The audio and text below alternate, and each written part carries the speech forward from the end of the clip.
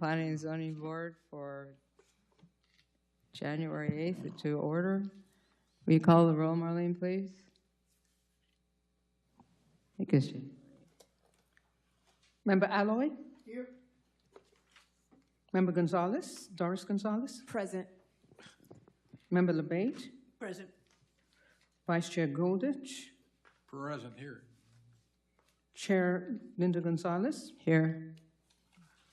Alternate Member Jones? Here.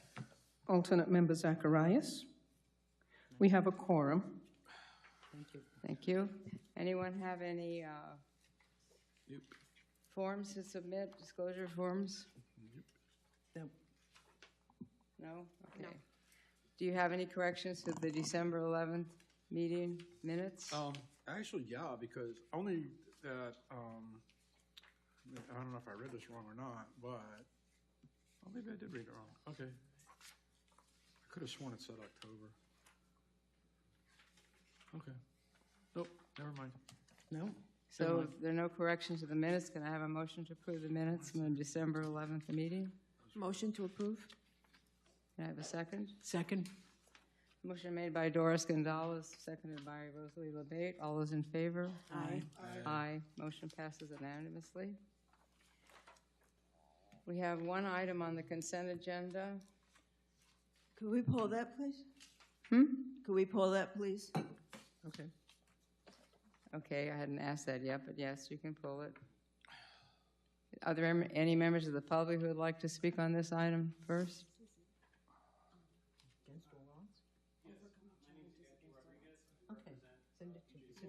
Well, are you making a public comment or are you presenting your? Okay, I'll get it. Oh, you don't have to. You gotta come up here, please.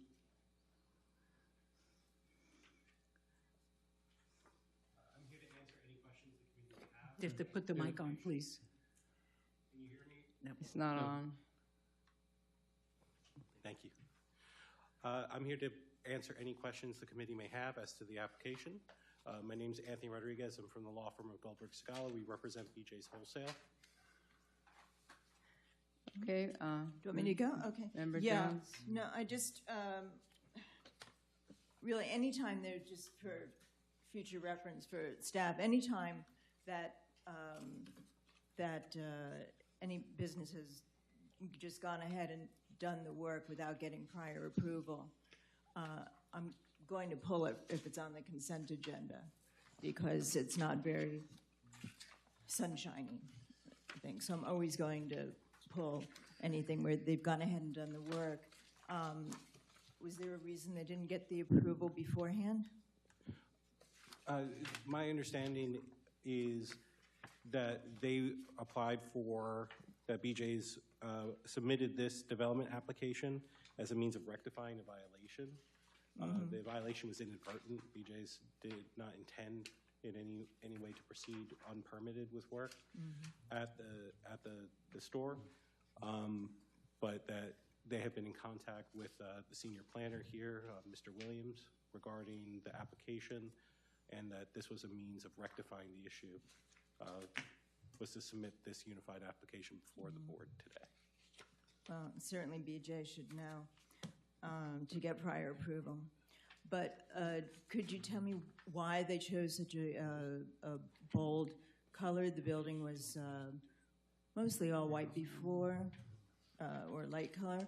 They put a very bold stripe all the way around. Do you know how that came about? It's of course. That's a internal initiative BJ's has with all of their stores. They are looking to keep the stores in line with their corporate logo and branding. As you can see, the red stripe and white overlay that is consistent with BJ's corporate colors. This is uniform amongst all the BJ stores throughout Florida, and it's been part of the corporate initiative. I believe it began early last year. Because this red is much deeper. It doesn't really show in the photograph as much, but if you go there, it's a very deep kind of browny red, and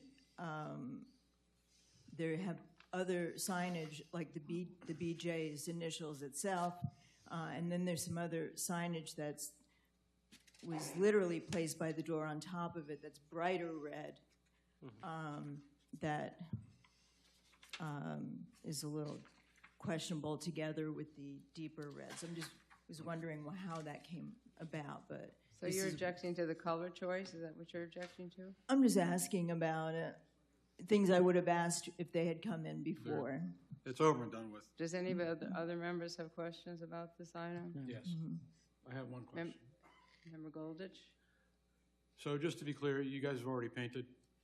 This Yes. has work already been done? Yes, the work has already been done. You guys already cited them, it's already been taken care of, right? Correct, they're Okay. here after citation. Then I make a motion to accept. Oh, Approve. motion made by Member Motion to Goldich, approve, excuse me. seconded by Member Alloy. Before we close this off, can we just get a guarantee or some verbal acknowledgement that in the future, before any changes, you'll come to us before that? Absolutely. Even if Yes. it's a corporate national Yes, incentive? absolutely. This Thank is you. something that we've dealt with internally. Thank you. You second it? Yes, ma'am. Okay. Motion made by Member Goldich, seconded by Member Alloy. All those in favor? Aye. Opposed? Motion passes unanimously. You can leave your colors up. Thank you. Thank you. Thank you. Okay, moving right along. Numbers 2 and 3. Yeah, we got this.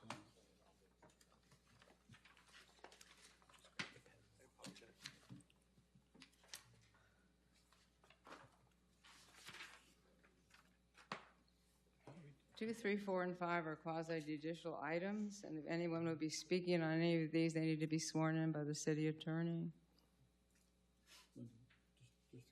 Stand up.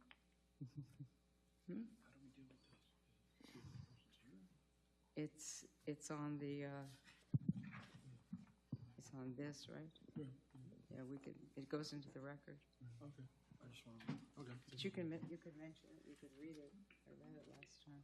Okay, Madam Chair, I don't know how to, For the record, if we could just swear anybody who's going to be speaking on items, this is 2 or 3 for Memorial Manor. I guess not. You swear or affirm those planning to speak, testimony you'll give will be the truth and nothing but the truth this evening? I do.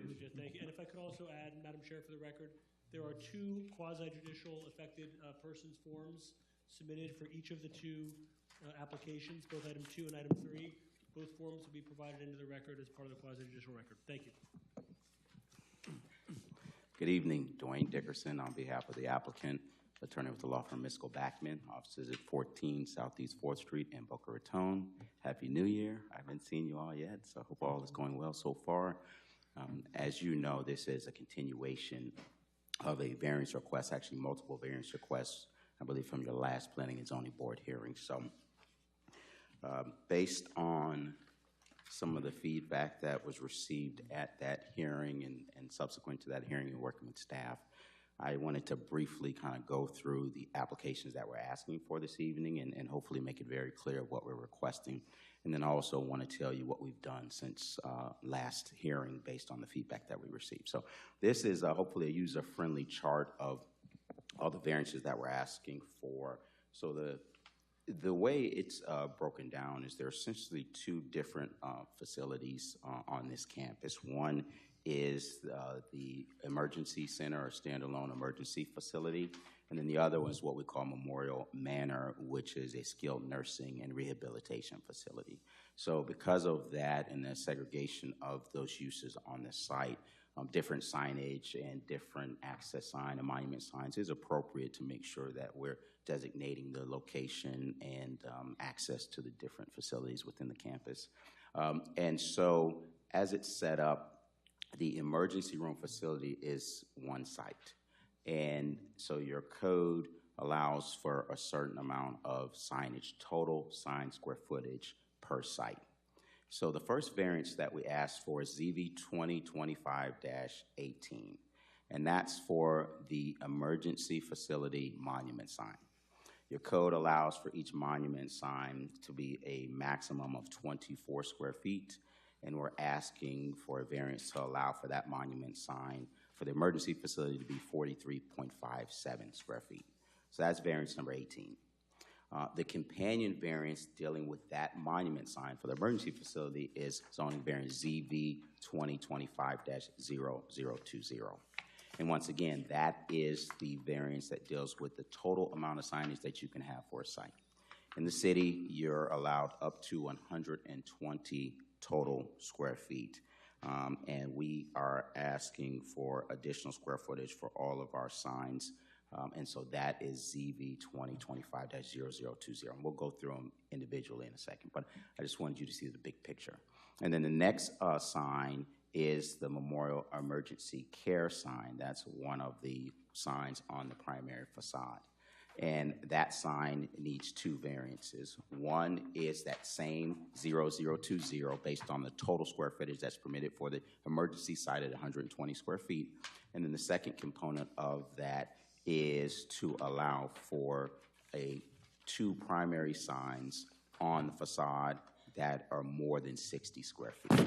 So your code says on a primary facade you are allowed to have a maximum of 60 square feet. We have two signs on our primary facade that total about 88 square feet. So that is that variance dealing with 21. So then the next sign is our emergency sign, and it has with the memorial glove on it. That's once again that variance number 20 that goes into the 120 total. Or exceeding the 120 total. And then same thing, that is the second sign that's on the primary facade, and that's the second sign that totals the 88 square feet instead of the 60 that's permitted by code. And then the last two signs, our emergency canopy and our ambulance canopy, are two signs that also go into variance number 20 into the total square footage for the emergency facility site. Now, a separate variance is dealing with the Memorial Manor monument sign, and it's the same section of the code. Is variance number 19, but it allows for a maximum of 24 square feet, and we're asking for 43.57 square feet. So that is kind of how the zoning numbers match up to each of the variances that we're asking for. I know that if you're a Miami Hurricane fan, there's a game on tonight, so I'm not going to read this whole slide.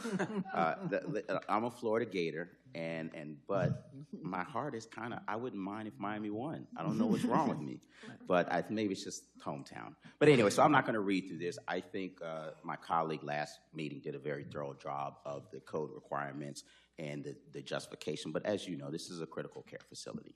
So we have to have signage that allows our visitors, emergency responders, patients, and anybody that needs this facility to easily access it safely and quickly, to not have confusion and be clear in terms of the signage and where they are to go. There are different entrances throughout this campus, and each one of them needs to be signed properly and safely. So that's, I'm happy to go through that specifically if you like, but I think that's been well established. This is the overall site plan, and this shows where each of the signs kind of go in relationship to one another. I believe you've seen this. If we need to get into detail, I can. But I just want you to see there is a site plan, and each one of the signs lay out appropriately where they're supposed to. We do look at orientation. We do look at massing of the buildings and separation of signs, and all that's part of the zoning here. So this is zoning variance 19. And this is the Memorial Manor monument sign, where we're asking for this to be 43.57 square feet instead of 24 square feet provided by your code. Now, on the top, it was my understanding there were some questions about illumination and how the sign would look. So the top is an accurate rendering of what the sign looks like at night. The blue in the background does not illuminate, just the lettering. And what we asked our renderer to do is add the headlights from the vehicle so you can get a frame of reference of the signs. They are not obnoxious. They don't spill over off of our property on it. They are very appropriate and proportional to what's required in terms of safety, but not doing anything that's obnoxious or spilling off of the site. So I think that's a very fair rendering, so you can kind of get a frame of reference with the brightness. And the location of this sign is on the left side where that red arrow is. This sign was initially proposed at over 60 square feet. When it came to you last time, as my understanding, that was probably your biggest concern. This sign has been reduced by almost 30%, and now we're requesting the 43.57. So I hope you would agree that that's appropriate, and we heard you loud and clear what it seemed like what your major concern was. Similar scenario here. This is the second monument sign, emergency, at 43.57 square feet. You can see the illumination. You can see the location with the red arrow, and the sizing is consistent. Now, this is variance 18, right? And then remember, this is for the emergency facility, so this then sign also goes into the total square footage for that site that we're asking for. So that total is 163 square feet instead of the 120. And so that's why you keep seeing variance 20 over and over again, because it goes into that total pot of square footage. Okay, and these are the wall signs. Remember, we talked about on the facade, the total square footage you can have is 60. These two signs collectively, this one is the memorial emergency with the glove. The total is about 88 square feet. So that's the variance. It's not really the number, because your code doesn't really limit the number that you can have on the facade, but it does limit the total square footage. So with the two signs together, that's why we're asking for that variance to go from 60 total to about 88 square feet total. So that's those two variances tied to the sign. And Wayne, just what exposure, what direction is this sign facing? Is it facing south? This is the west elevation. This is the west elevation. This is the west elevation of the building. And that's where this where this sign is showing right now? Correct. This is going on the west elevation, and that's a good point. If you look at it, on the top is in the day, and the bottom is at night. Okay. So I wanted you to be able to see, what it would look like in terms of the brightness. But facing west, there's nothing for it to be seen from. And that's why I questioned the direction the last time we were here. If you put it on the south end of the building or the north end of the building, it's a very different exposure. But facing it west, it faces right into the community, and there's nothing there except the four buildings that are in the front and then a golf course behind it. So I don't understand the rationale for that exposure. So on the west side, if you're coming into the site, you're facing the west side of the building. So once you're navigating from Douglas and you get on the site, it's critical for you to understand where you're going, and you're coming straight. That's the rationale for it. Yeah. Okay. Yeah. So if you're coming in, the west side is if I'm coming off of Douglas and I'm heading into the buildings, that's what I'm going to see. So if I need to get to the emergency, or if I'm an ambulance and I need to get to the ambulance drop off, those signs highlight. Is there nothing on the south side of it that's going to be directing them into the building? I think that what's proposed is the monument sign. Well, the regular monument sign that's there. Right. The two monument signs are perpendicular to Douglas, and if you're coming from the south heading north, you would identify those monument signs to enter the site. If you're going to Manor, the monument sign will direct you to the left. If you're going to emergency, you would stay to the right, and then you enter the site and you see the signs on the building. I just don't understand. I mean, I understand what you're suggesting, that it's to be seen from the street driving in, but it's 4 stories high, and it's going to reflect right into the apartments, the buildings that are directly across the street from it. And Leslie has a point there. What can you do about it? Right. Yeah. Well, I'll tell you what we have done about it, which I think eliminates that concern, is looking at the brightness of the sign and how the sign shines. And now with the technology of signage and lighting, signage and lights shine exactly where they're supposed to. They don't spill your city like most cities now is very particular about, spillage of light or glare of lights, and then you have very strong codes and photometric plans that require that not be the case. So in terms of the design of the site, and they call it the lumens, which is the measurement of the brightness of a sign, we make sure we do it technically appropriate so that it doesn't spill off or become a nuisance. What kind of lumens are you putting in on that? Do you know? I think we have a Did you answer her question? I didn't hear Yeah, the yeah, he's answer. trying To say, so to eliminate any glare or any Yeah. nuisance to adjacent property owners. I know, but you're saying you can't do anything about it? It's going to be that way? Well, it identifies a significant component of the building, so in Yeah. terms of its orientation, it is a critical sign that needs to be where it's located. But I think to eliminate any nuisance, we can make sure it doesn't shine in a way that impacts adjacent property owners. So that's what we were able to do in terms of the design of it, where the light shines, the brightness of it. Those are things we can do to eliminate any negative impacts. But in terms of the orientation and the location and what it identifies, it really needs to be in that location based on this being a critical facility.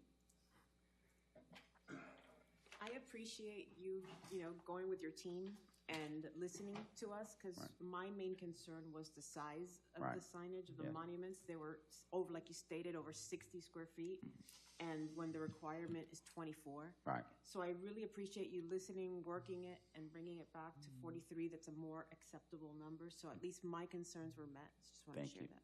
Thank you. Thank you. Member LeBate, I understand your concerns. We don't like to be deferred. Obviously, projects want to move forward, but we understood your concerns. So they did look at those things. Our sign consultant is here. If you have additional specific questions about the lumens and stuff like that, we can definitely address that. But what I can tell you is that we really wanted to make sure, and I know there was some outreach to Hollybrook, but we really wanted to make sure that community adjacent to us was not impacted by the sign. Yeah. It is a critical facility, but it is in the community as well. So it has to have that balance. And so with And we are supportive of it. We are in support of it, but there are residents who are adjacent to that particular spot, and it does impact them. And particularly, it impacts. There are 3 buildings that are directly opposite the facility, plus our 6-story building. And I was concerned about the orientation of that emergency sign. Right. I thought it was on the southern exposure, and I'm sorry to hear that it's on the western exposure of it. But I was concerned about the southern exposure as well, because that would impact the people in our high-rise building there. Sure. So I guess maybe it's better that it's on the western exposure. So maybe that may be a plus to it. But I am very concerned about the kind of lumens that are going to be on that particular sign. Sure. Because I think if they reflect and flare into those units, the level of the building is above the 3-story buildings that we have. So it's a major concern. I could live with the monument signs at this point because they have been adjusted. Right. But I'm a little bit concerned about that sign on the top of the building. Sure. I have a question. Member Goldich? Vice Chair Goldich. Yeah. Let him come back first. He walked away from you. I know he did. Doesn't want to talk to me.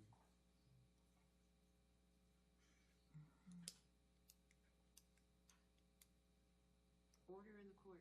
Yeah. So All about the youth. regarding that particular Trying to get sign- some support here from staff. But regarding that particular sign, it looks fine. Yeah. But I understand what she's saying.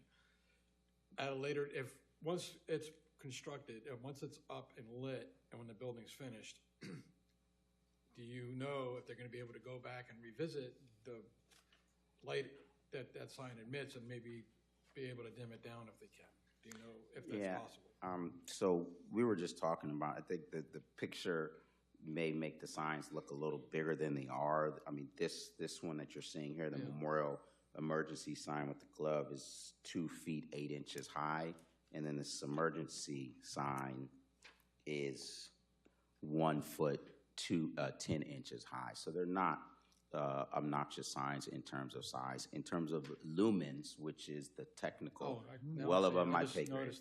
Yeah, but in terms of lumens, if you look, this emergency sign has approximately 1,620 lumens, which for a wall sign, I think any sign consultant would tell you that that's a very modest in terms of brightness sign, and is not one that's intended to send light glaring off or be a nuisance. So I think you can always evaluate things once they're installed and work with your community if there is an issue. But based on the design and the technical components of this, the brightness of that sign, it was designed to not shine off or glare off onto adjacent properties or be any sort of nuisance. It would not, is what you're saying? Yes, it's not. It's actually designed that way in terms of the brightness, the size of it, the location of it.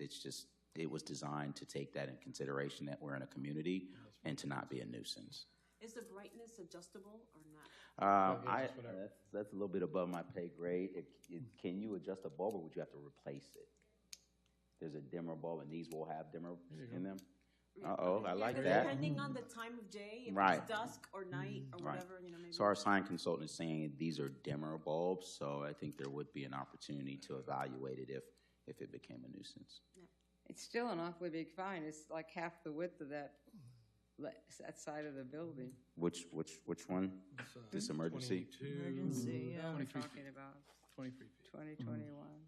The one that Rosalie was referring to. Yeah, I think this building is approximately 150 feet wide, so I think in terms of proportionality, it's in line with the size of the building and not obnoxious.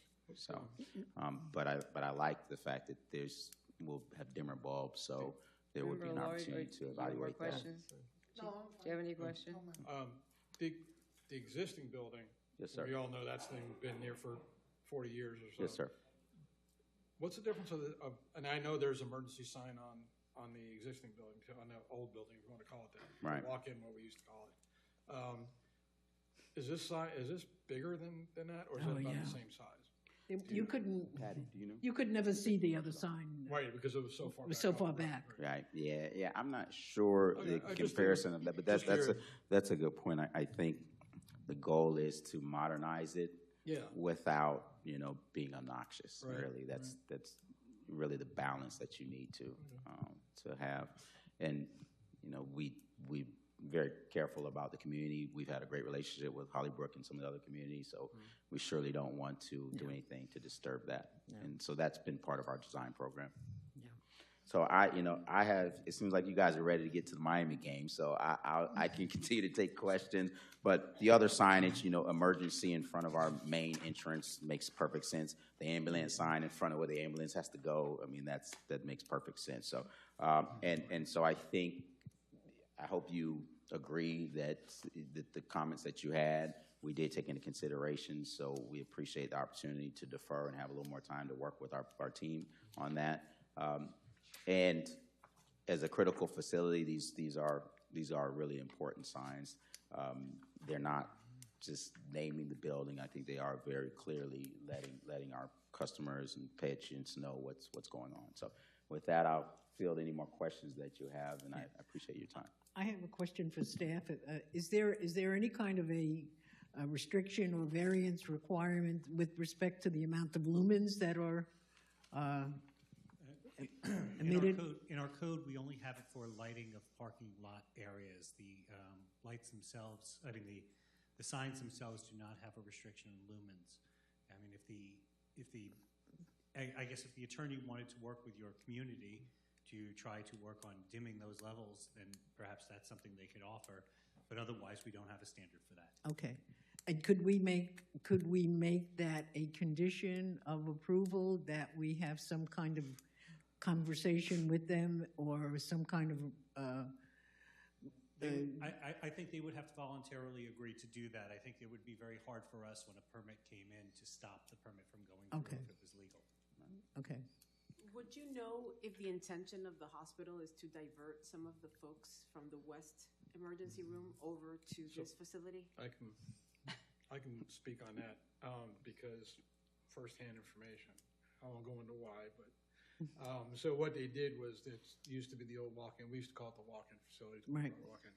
what Memorial did was they're kind of doing away with that particular thing and creating they're calling it the 24/7. It's almost like an urgent facility, a regular almost a standalone emergency room, Right. full facility, which it wasn't before. That's why it's so big, and that's what they're doing. It's not meant to take away from anything. They're still, from what I understand, they're still, if it's a critical patient, they can't. There's no beds for them to be housed there, so they would still have to go to other facilities. That was that's But I why guess it would take some of the stress off, even though the other hospitals, even though it would end up going back there anyway, if that's the case. I mean, they get a lot of drop-offs from Dade County and from other places there, you know. So and right it's a now, trauma facility, so a lot of like accidents that happen in the highways end up there in West. So. sometimes, yeah. And what happens is, though, I think right now the ambulances are not going there as an emergency drop-off, as far as I know, unless they need to go there. But because they go to the hospital now, they would be able to go there. If I'm not mistaken. I think that's a fair assessment. Rosalie, if they move that sign more to the middle of the building, would that change the effect on your residents? No, I think it would get it worse. Huh? Make it worse. It's better in that corner where it is. Okay. Because it's closer to the gate, and there's Still awfully big. no housing there. That's right. It's a better location than in the middle of the building. Right? Could I ask you, where it says emergency, and then that entrance there, is that literally where the emergency entrance is? Correct. Yeah. Okay, so because I think the main problem is just that each of those 9 letters, all right, are capital letters in red, are 2 feet high, shining, and the only place they shine toward is Hollybrook. Right. And they're not, and so anyone going in there for emergency services, they're going to be looking for the actual entrance sign. I mean, to me, and if anything, it's a little confusing, but if I were in an actual emergency, but the fact that it's close to the actual emergency entrance is helpful. Yeah. But they're going to be looking for that actual emergency entrance. I mean, to have emergency that huge facing Hollybrook, it does bother me. Well, I think maybe if it gives you some comfort, I want to show you something really quickly. So remember we talked about this, and let me see if you can see my pointer. Can you see my pointer on your screens? So this is where that sign goes. This is the emergency area right here. So it is consistent with where we want people to go in an emergency. And as you can imagine, you surely don't want somebody where seconds count going to the wrong entrance when they need to get into the emergency room quickly. But this portion of the building is not directly parallel with the road or with the adjacent community. You see it jogs a little bit, so I think that would offset any impact just on the orientation of that portion of the facade of the building. Now, I don't want to say that was part of our design intent, because I think that's what it is, but I think it surely is a benefit that is not flush, that you're looking directly into that facade. That facade is tilted a bit, as you can see in this picture, which I think would offset any line of sight issues from the signage. Right, but in finding it, you have people, driving in. You also have the signs as you're driving in. You have several signs that have emergency. You're directing them where they need to go. Right.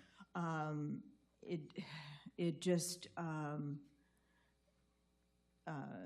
seems like really overbearing. Right. Well, I'll say, in terms of our site plan, I represent a lot of commercial developers, and it's really just for commercial business, or, signage is very important. Any client that Dennis and I have will tell you that signage is one of the top 3 things that they think is important to their success. Now, having said that, when you're dealing with a critical care facility like this, it's not about selling ourselves. It's not about emergency. Word is about letting a customer or a patient know as quickly as possible where they need to go to get critical care.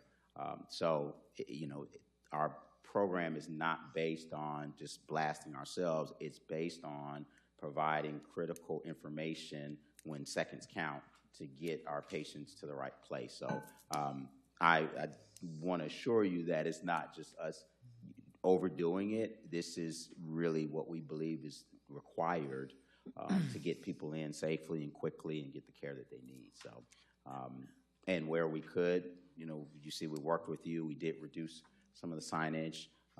But that one, I respectfully request that you move that one forward because it is critical to the most important piece of that, which is letting them know where that entrance is to get emergency care as quickly as possible. How about if you just make that one sign what's required and allowed? I'm sorry? Well, what if you just made that one sign the size that's required and allowed instead of bigger than what's allowed? Well, it's 60. She's right. That It's sign not is directing below. you where to go. It's not really directing anyone where to Yeah, go. that might Well, be a so solution. if it was one sign on the facade, that sign could be 60 square feet. That sign that we're talking about is 43.54 square feet. So I think it is well below what the intention of the code is in terms of any individual sign. Now, because we have two signs on that primary facade, that's why we're kind of splitting the baby, and that's why we've gone over the 60. But we could just have one primary sign on the primary facade, and that sign could be up to 60 square feet. So I think your code clearly, the size of this sign is clearly well below what your code intention is of a maximum sign on a primary facade. I'm still unhappy with it. I know, but this is, you know, Member like I said, Malloy, this you is have a not, question? I don't think we're asking for more than is critically needed. Yes, sir. What is the industry set standard for those emergency signs? Don't all hospitals have, is there like a standard what the size should be? Well, 100%. There is a uniform sign package that any facility will present. And I think that was pretty consistent with what you saw the first time, right? Which was larger signs. But, you know, when you're in a community, you do need to listen to their concerns as well. So we've done that. I think going below what you see tonight would impact the ability to provide the services that we need to provide. And I would be really concerned about that. But there is an industry standard sign package, and that's what was presented last time. And we've really kind of reduced that, I think, to address your major concerns. Could you refresh my memory on one thing?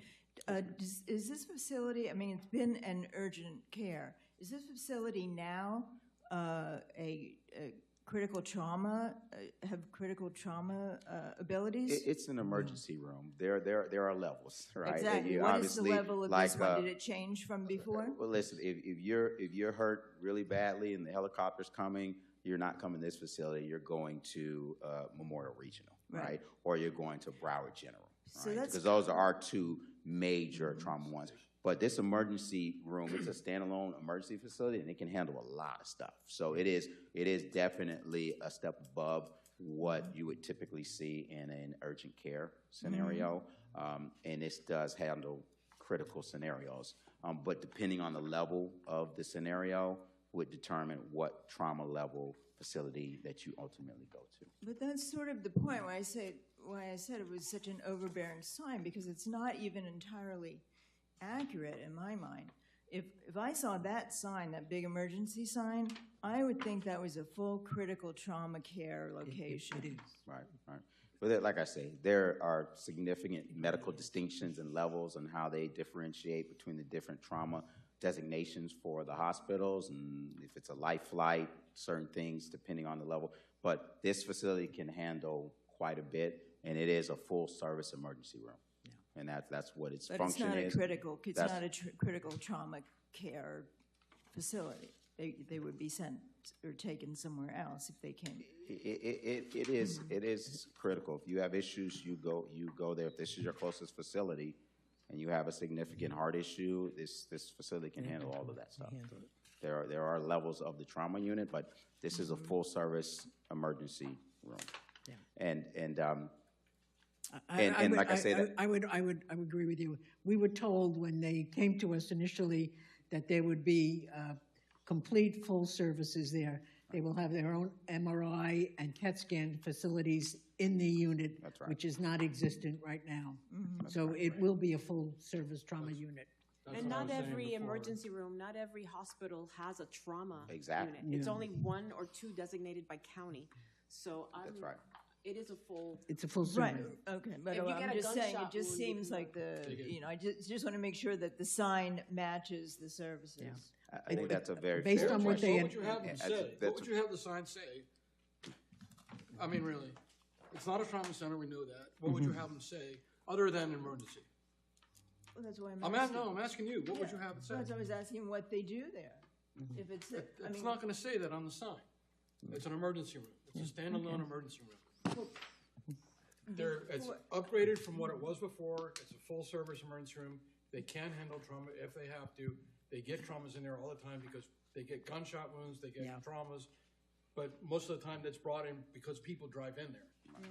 All right, ambulance as a general rule, currently, the way it's set up now, do not go there. They will be able to if they have to now with the new facility. but he just said they might be referred to another facility. So it's not a complete, it's not a full emergency center. Madam Chair? Madam Chair, I don't know if there's anybody in the public who wants to speak on the item, but I can't hear you. is there anyone? I don't in know the if there's public? anybody who wants to speak in the public about the item, so. Anyone from the public wish to speak on this item? The only, if I may, Madam Chair, on behalf of some of the residents who have voiced their concerns to me privately and in writing to the commission, you know, there are certain of us who object to certain aspects of it. In the same breath, we understand the significance and we appreciate the value of having the memorial system there, but we are a little bit concerned about some of these lights. And I was wondering if it's at all possible that through council and with the administration at Hollybrook, that perhaps we can discuss how to deal with the lumens of the lights, if we can make some kind of an arrangement with that, and if the committee would permit that to happen. Madam Chair, if I may? You're talking about just the one wall sign? Yeah. He wants to know if he can answer. Is that a separate item, Joe, or is it intertwined with other ones? Again, I think she's asking the applicant whether or not they would meet and put that as part of the record. If that's something the applicant wants to do, then obviously that may impact the decision here. Okay. But in no way can we condition the zoning on that. It would just be from the applicant to Okay. meet with you guys. I would appreciate that. Madam Chair, when it's appropriate, I'd like to respond. Heidi, Did do you have need anything to, else? there was do you need to read this into the record? There was an affected person report, It goes into the. There's a record. number of them that have but been. did you need to read, oh, okay. There are a just number didn't of know them. if you needed to read. As long as it's acknowledged that that there are a number of individuals who have. It's the voice same their man that concerns. objected at the last meeting, that you're buying into an area by residential properties, no variance should be granted, 24 half and feet is enough, don't like this law, go somewhere else. Anyway, he wrote 2 letters on it. Madam Chair, the applicant asked if he is able to speak towards her request. Yes. Hit it. Thank you, Madam Chair. So I've spoken to our consultant, and the technology of this emergency sign that is on that primary facade is I guess it has a dimmer on that bulb. And so I am comfortable, and I've been authorized to state if there is an issue with the brightness of that emergency sign on the primary facade, that we would be happy to work with Hollybrook or any of the adjacent communities to make sure that there are no issues, or that we can adjust it if necessary. Thank you, Council. So how do we put that in a motion? We don't? I don't think we have to. I will report it. I will talk to the administration at Hollybrook, and we will be in touch with council. Sure, absolutely. And I'm my partner, Hope Calhoun, who's smarter and better looking, will be the one that you would deal with directly. But I'm just filling in for her this evening, but I will relay that to her, and I believe she's already had some direct outreach. And so I'm sure that's not going to be an issue. I appreciate that. Thank you. Thank you, Member LeBay. And just for the record, when the building permit comes in for that, we will reach out to Dwayne's firm to make sure that they've met their commitment on that. Thank you. Okay, we need separate motions for each of these items. 2025-0018, Table 155.69. 43.57 square feet of signage, out parcels, and freestanding building monument sign. Does anyone, and you have to specify 1, 2, or 3 as to the reason you would be voting for it. Would anyone like to make a motion on that one? I'll make a motion on 18, that we approve, on letter C. The 2025-0018? Correct. Okay, and you have to pick a reason. Yes, C. I'm sorry. C. C, okay. Do I have a second? Second. Motion made by Member Doris Gonzalez, seconded by Vice Chair Goldich. All those in favor on 2025-0018, say aye. Aye. Aye. Any opposed? Motion passes. Okay. ZZ 25-0019. It's again permanent sign out parcels, freestanding building monument sign. 43.57 square feet of signage is a request. Make a motion to approve, and there's C. C? C. Do I have a second?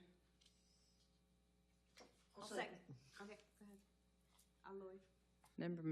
Motion made by Member Goldich, seconded by Member Doris Gonzalez. All those in favor? Aye. Aye. Opposed? Motion passes. ZV 2025-0020. They're requesting 160 square feet of footage, again for permanent sign out parcels, freestanding building wall signs. Do I have a motion on that one? Make a motion to accept it, or to approve it, I'm sorry, also under C. Do I have a second? I'll second. Motion made by Member Goldich, seconded by Member Aloy. All those in favor? Aye. Aye. Anyone opposed? Okay, ZV 2025-0021. They're requesting 88 square feet of signage on the primary facade. Do I have a motion on that one? I'll make the motion. You make a motion? Second? C. Do I have a second? Second. Motion made by Member Aloy, seconded by Member Goldich, with the reason being C. All those in favor? Aye. Aye. Anyone opposed? Motion passes, and Dwayne will, or his representative, will get together with Rosalie and her representatives to see what they can do about the wattage on the sign, emergency sign. Madam Chair, that's Hope's problem now. I'm out of here. No, I'll make sure I share that with Hope, and like I say, I know she's already reached out, so I'll make sure that communication continues. Thank you, guys. Have a good evening. And we thank you for your cooperation and your efforts to satisfy our needs. Thank you. Sure, you're welcome. Thank you. Okay, moving right along. We're finally to number 4.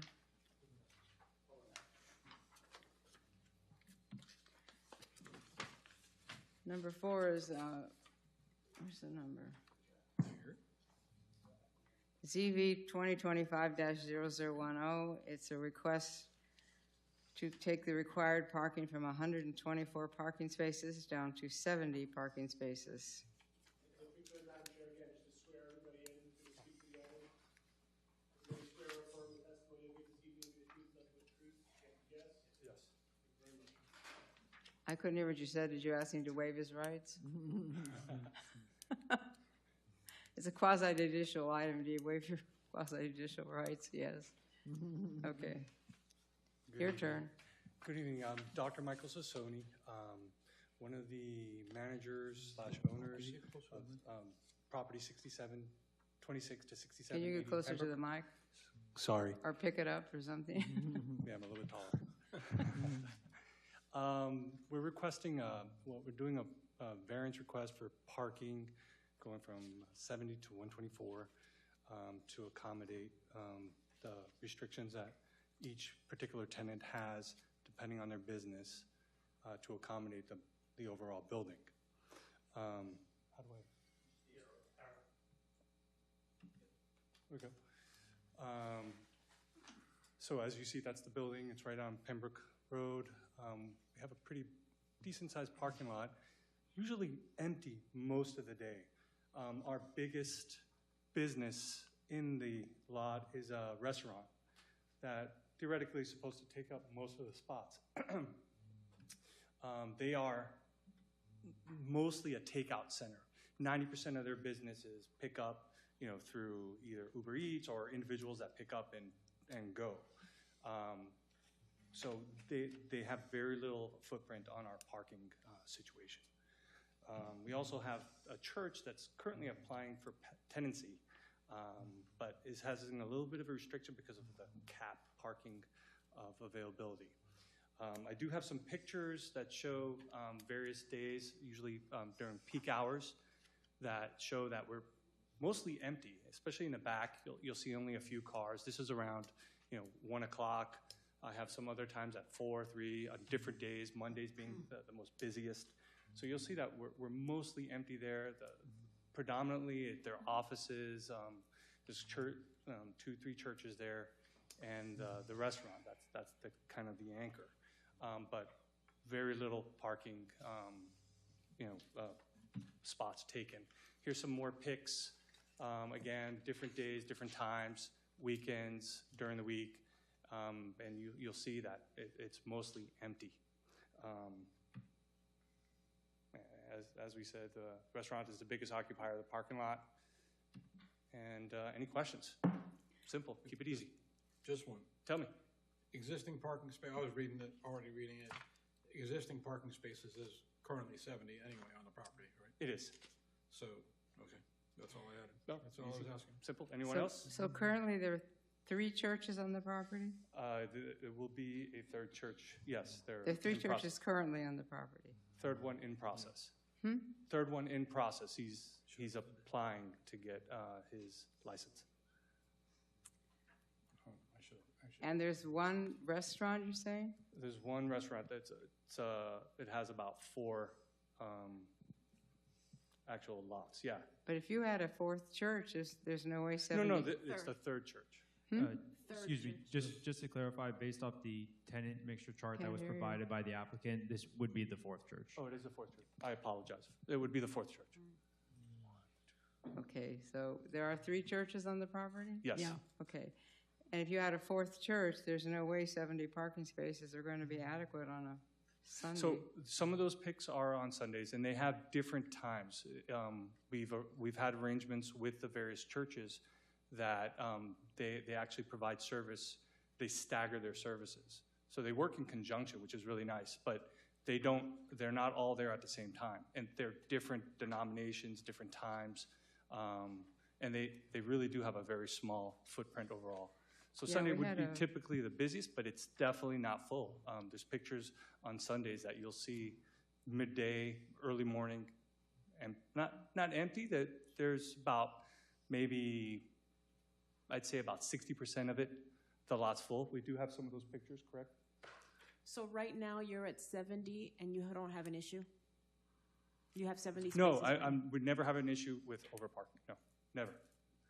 I don't think you heard what you're asking. There are currently 70 spaces, correct? Yes. Okay. So why is it an issue now? So it's restrictions, right? So when every Because time they had a 4th church. or Is that any tenant, really. So if we have someone else that comes in, If you had a retail, it would be different, because that would be during the week, not on Sunday, usually. yes, yeah, I mean, depends on the business. The problem we've had in the past is that we had a very small church on Johnson or US 27, and they had enough parking when they started. Sure. And they got very popular. Now they have 6 guys, double and triple parking cars because they can't fit in the lot. We definitely do Because not it have was the that same issue. type of situation as this. And to add to it, we actually have one or two of the churches have a van that they bring people in. So they don't even, it's very small. They're very small churches, very small denomination. It's Really, still- very small footprint. You guys are still welcome to an come awful lot back of on parking Sundays. spaces that you're giving up. So you've never had 124 parking spaces? Have I ever had 124 parking The spaces? the required is 124 parking Yes. spaces. You've never had that? No. Excuse me, if I can clarify a little bit about the current parking situation. So the center has had a non-concurrent parking agreement for quite some time now to accommodate the current tenants. So it's always been 70 parking spaces, and they had been exceeding that, but the non-concurrent parking was working for them. With this new tenant proposed, the non-concurrent was no longer feasible, so that's why they're here before you for the variance. Okay. Appreciate that. Thank you for the clarification. Any board members have questions?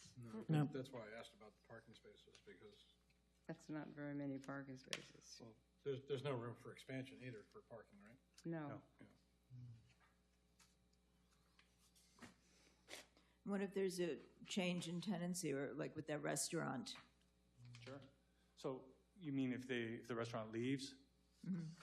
So that would be a big gap. I mean, currently, Cole, do you remember, how much does the restaurant? I believe the restaurant is required 27 parking Yeah, so spaces. that's a big portion of what we use in terms of their spots. So whatever we would replace it with, we would have to fit that in. You'd have But- to work with that. Yeah, we'd have to work with it, but they are the biggest. So if they leave, that would open up a significant amount of spots. Well, I'm assuming you would replace it with Yeah, we'll another replace it hopefully with restaurant. another or- restaurant, yes. Mhm. Yes. But There if was a that were, restaurant, the if one that before. were a dine-in restaurant that replaced it, Mhm. what would happen then with the parking? You'd require more parking.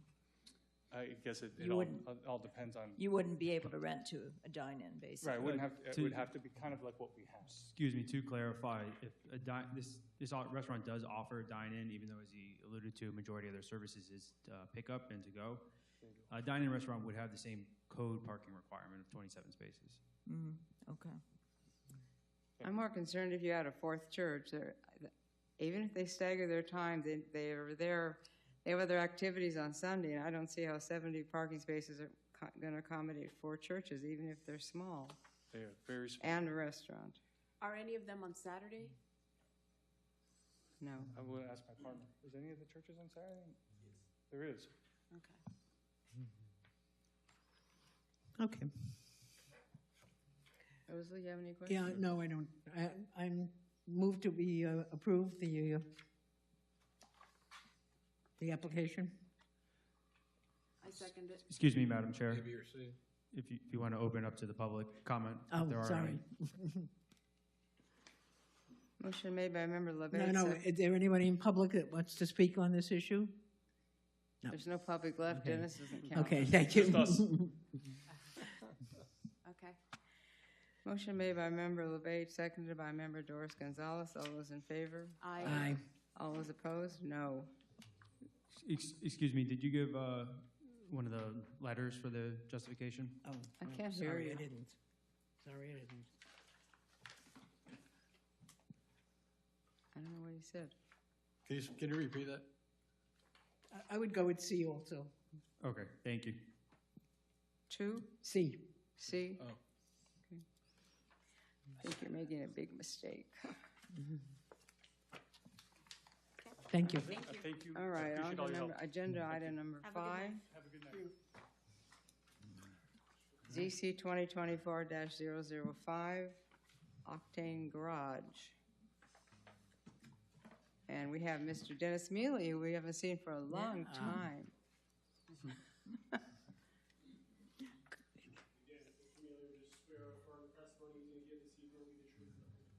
I do.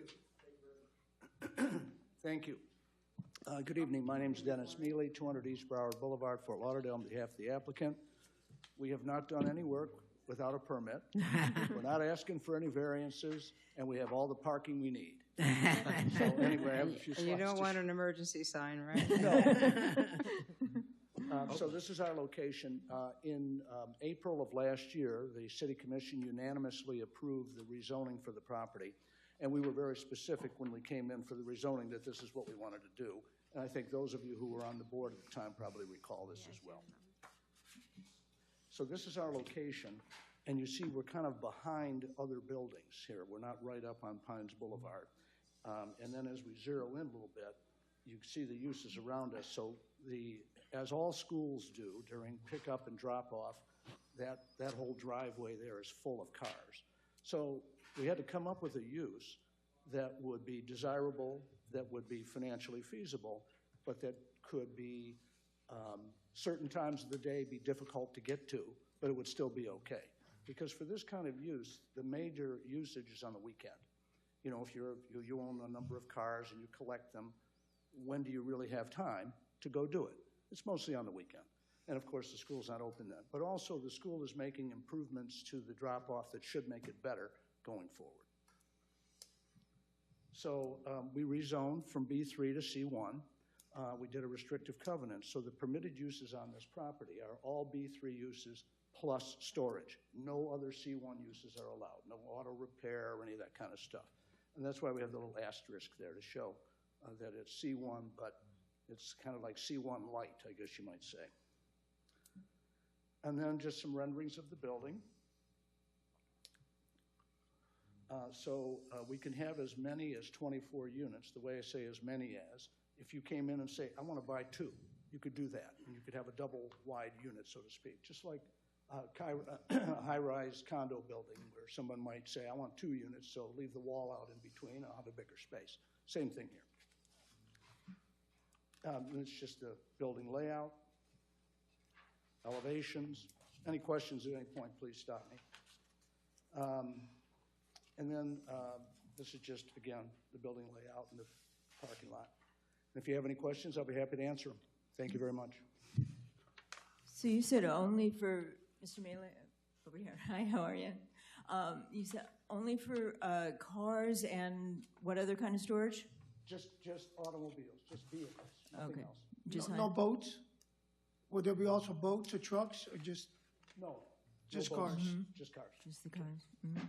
And one thing, I know it's hard when you do the colors that you've chosen, the yellow, I'm very sensitive to the yellows that are used over there. And the picture, it's hard to get on the picture. I know exactly how it comes out. I want to make sure it doesn't come out too bright, because I looked here, decisive yellow is very subdued, just so you know. So we, And- Do you have the paint chips? staff has advised us about the sensitivity of yellow. And I assure you, we do not have the bright color that you're concerned. Yeah, because it looks very bright in the photo, and Yeah, I it just want to does. make sure that, just want to acknowledge that it's a very subdued color. The decisive yellow is very subdued. Yes. I'm getting, that's it, that's very much brighter than is on here. Can I see what you're, Where'd that come from? That's very much brighter than the decisive yellow here. well, keep in mind, first of all, it's an accent color. Secondly, It's really not, it's the main, well, aside from the white, it's the prime, and it's behind other buildings, right? Can't see it from Pines Boulevard. What? So, and the white is the main color, the yellow's the accent. And we know the sensitivity to the yellow from the other buildings that I heard there was a concern Are about. the And doors the same yellow as, No, it is not the same as the other one down the street. because you don't have 2 yellows there. No, this It's is a shadow. So the doors are not yellow, they're brown? Shadow. Madam Chair, they match. The doors and the accents match. at the same color? See, when I saw this, when I looked it up, the color to double Just the check, rendering. I thought it was going to match or attempt to come close to like the Montessori building or the other more subdued golden yellows that are around there. This is very bright.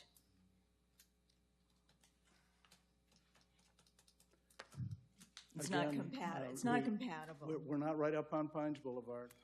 We're not asking for any form of Is it such a relief. big deal to make it more compatible? I'm sorry? Is it such a big deal to make it more compatible? We think this is the right color for what we're doing here. It's next to a school, right? Is there any signage or anything, or there won't be any signage? Yeah, there's signage, but it'll just be regular code-required signage. Just a regular signage permit. We're not asking to make them bigger or brighter or anything else. I don't remember from the initial thing, is this a 24-hour facility? But you stated that no one sleeps there, right? No one's No, spending no. the night. No one can live there. It's not set up for that at all.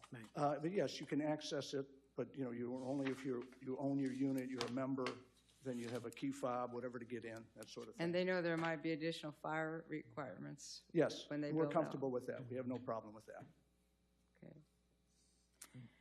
Yeah, I'm not too crazy about that yellow either. It's still in a planning stage. I don't know why it's such a big deal to make sure the color is more subdued and more compatible with what's surrounding This is it. for classy cars, right? It should have a classy car color. This yellow is also known as racing yellow. Like we're familiar with racing green, right? This is racing yellow. It's Well, cars. this is not, We're not right up on Pines Boulevard. We're in the back. the race park left a long time ago. How far is it from the roadway? You had a diagram of the pictures there. So it's not on Pines Boulevard at all. It's well off it. It's next to a And the school. adjacent, what are the adjacent buildings to it? School. So Franklin Academy.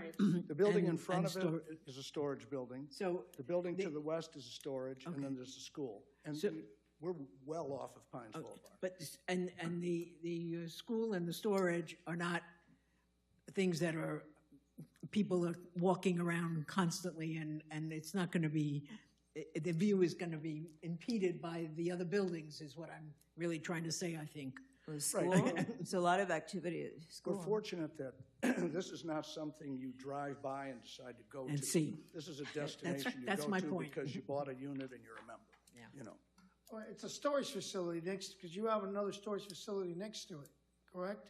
Yeah, although the other storage facilities are general self-storage, whereas Right. this is something very specific. They're not for fancy cars. Now, in front of it, I see there's a body of water, so that's not a vacant lot, that's a lake that's in front, that's next to the school, So you're talking where the about, road, That's No, C1. that's an empty lot.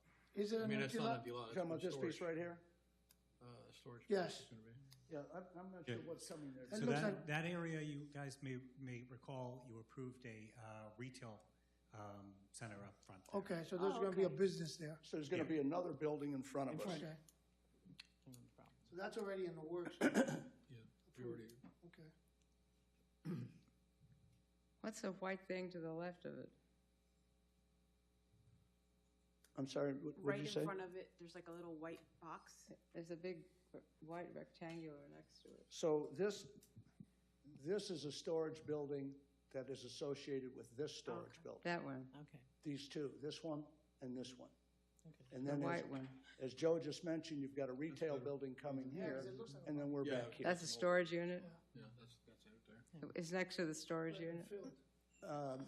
Yes, this is us, that's the storage unit, that's the other storage building, this is where the retail is coming in the future, and that's the school. Okay. Okay. Any other questions? I really would urge you not to go with the bright color. And I'm very, I have to say, Mr. Mayor, I know you know, for many years, I can't believe you don't want to do something, you know, you would want to do something incompatible with other buildings in that area. We don't feel that it's incompatible, and the DRC review didn't find it was incompatible either. How can you say it's not incompatible? I just said it because it's true. I think it's obviously not true. Compatible doesn't mean exactly the same. Compatible means compatible. If it was exactly the same, you'd say exactly the same. That's Bright not yellow what we're is, saying. bright yellow is not compatible with a lot of things.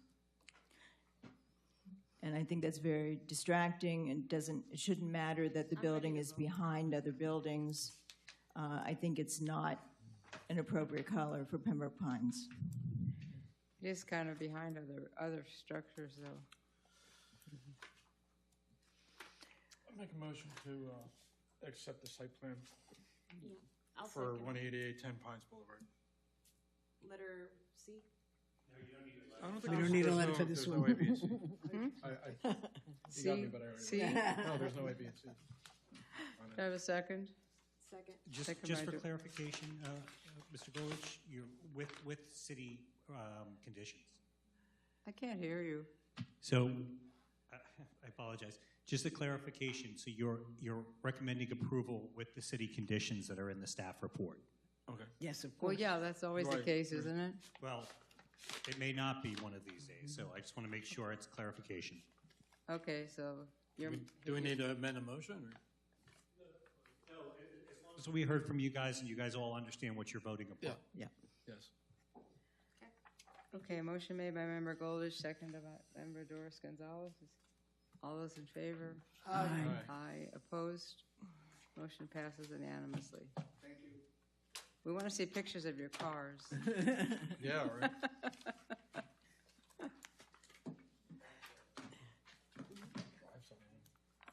Okay. Any members of the board have any questions for staff? No. Does staff have any questions for us? I just hope you guys get home if you want to watch the football game like Dwayne. 7:30. Oh, it's already started. Well, it probably hasn't started yet. There's a hockey game that started a little No, while, it's- half an hour ago, but we're already It's losing. the U. 1-0. It's the U. Yeah. Okay, our meeting is adjourned. Thank you.